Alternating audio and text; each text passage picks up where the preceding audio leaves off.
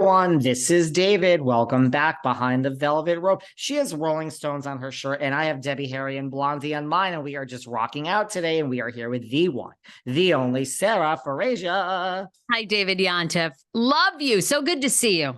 It's been so long. It's been so long. You know what I just read? What?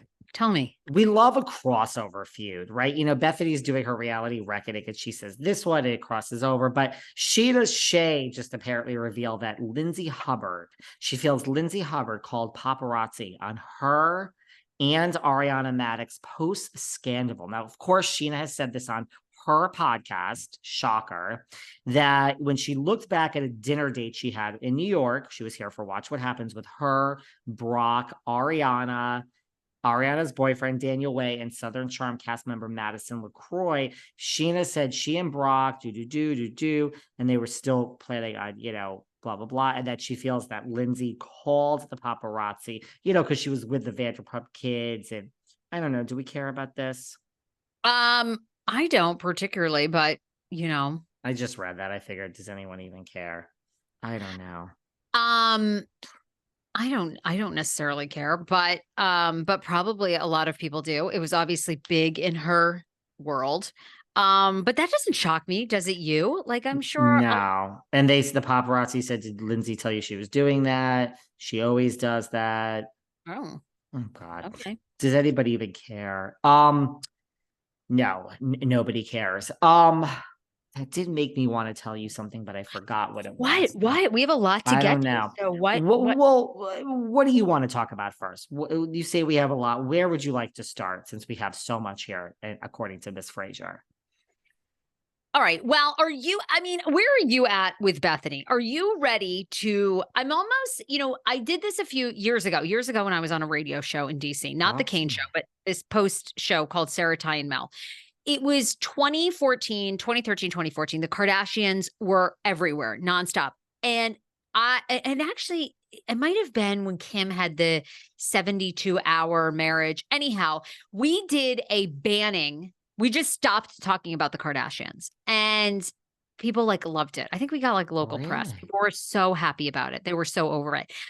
Are we at the point on this podcast that we are ready to ban Bethenny talk? Are we ready to say no? We can't stand talking about her because, again, she's in the press. So I was going to say there's Bethenny T, if you want to go there. Kim and Croy, and new video released. We can go there. We are not over talking about Miss Frankel. You were just that's nice. We are not over talking about Chloe Monet, and Chris either, but does that pay the bills here? I would love to.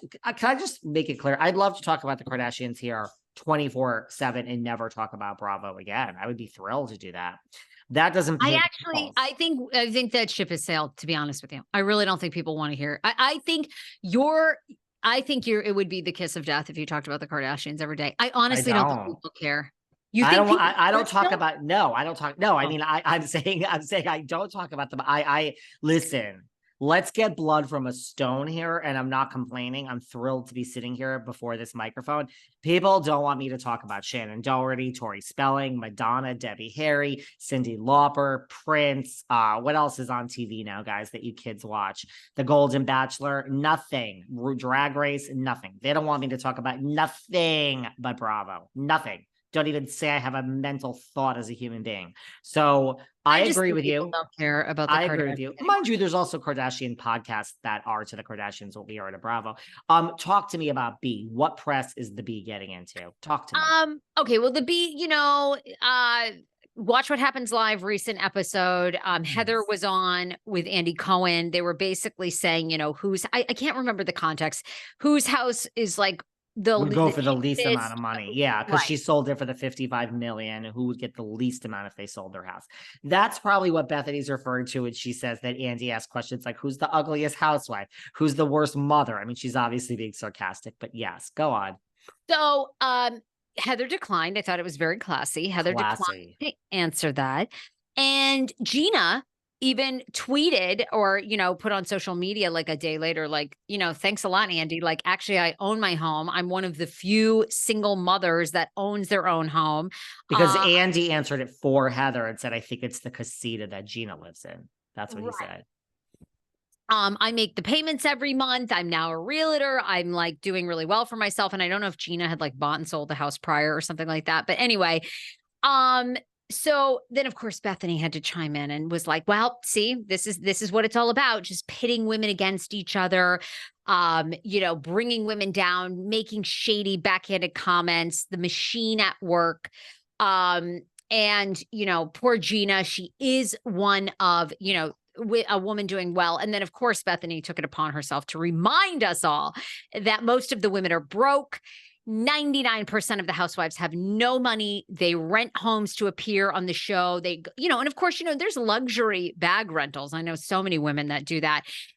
You know, you can rent a Gucci for a month and then I gotta do that. I know. Why don't you do that? Do you realize how many bags I buy every month? Every month, honey. I wish. It's no, you like, can. You can like trade out. You can no, buy. I mean, I was like, oh, okay. I mean, yeah. Thank you.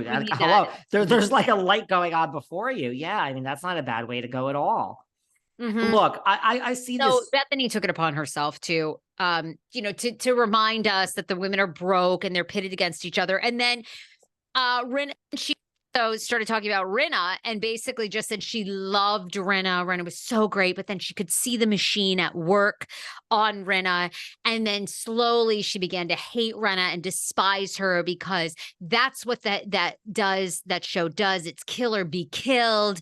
And Rinna just became, you know, a different human being. And she said the same thing about Kyle as well.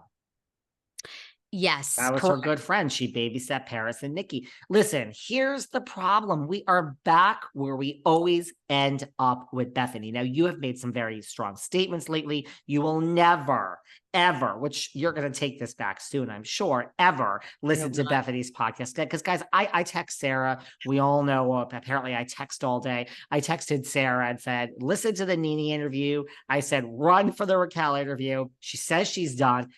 Listen to the Jill interview. She's going to pull someone else out, girl, that I'm going to be like, Sarah, get off your high horse and listen. We got to cover this.